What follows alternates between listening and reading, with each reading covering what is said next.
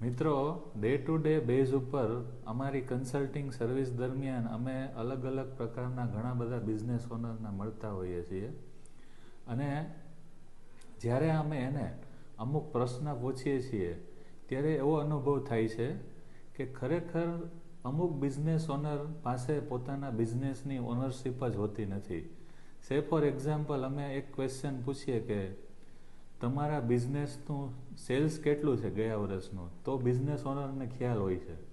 પણ જ્યારે અમે બીજો પ્રશ્ન પૂછીએ કે ગયા વર્ષે તમે તમારા બિઝનેસમાં કેટલો પ્રોફિટ કરેલો, તો એનો આન્સર હોય છે કે અમારા એકાઉન્ટન્ટને ખ્યાલ હોય છે, એ અમને ખબર નથી હોતી. બિઝનેસ ઓનરનો જનરલી આવો જવાબ હોય છે.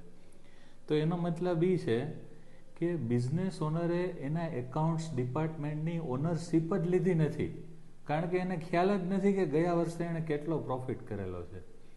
બીજો પ્રશ્ન જ્યારે અમે એને પૂછીએ કે તમારા બિઝનેસનું ફાઇનાન્સ કોણ મેનેજ કરે છે, તો એનો જવાબ હોય છે કે અમારા બિઝનેસનું ફાઇનાન્સ કન્સલ્ટન્ટ મેનેજ કરે છે. હવે મિત્રો, કન્સલ્ટન્ટ આપણે રાખતા હોઈએ છીએ અલગ અલગ પ્રકારની લીગલ સર્વિસના, એટલે કે લીગલ કમ્પ્લાયન્સ માટે રાખતા હોઈએ છીએ, જેમ કે ઇન્કમ ટેક્સ, જીએસટી વગેરે. તો આપણા બિઝનેસનું ફાઇનાન્સ કન્સલ્ટન્ટ કઈ રીતે મેનેજ કરશે? તો જ્યારે આપણે કોઈ પણ બિઝનેસ ઓનરનો એવો જવાબ હોય કે મારા બિઝનેસનું ફાઇનાન્સ કન્સલ્ટન્ટ મેનેજ કરે છે, તો એનો મતલબ એ કે ફાઇનાન્સની જે ઓનરશિપ જે છે ફાઇનાન્સ ડિપાર્ટમેન્ટની, એ બિઝનેસ ઓનરે લીધી જ નથી. આવા બીજા ઘણા બધા એક્ઝામ્પલ આપી શકાય.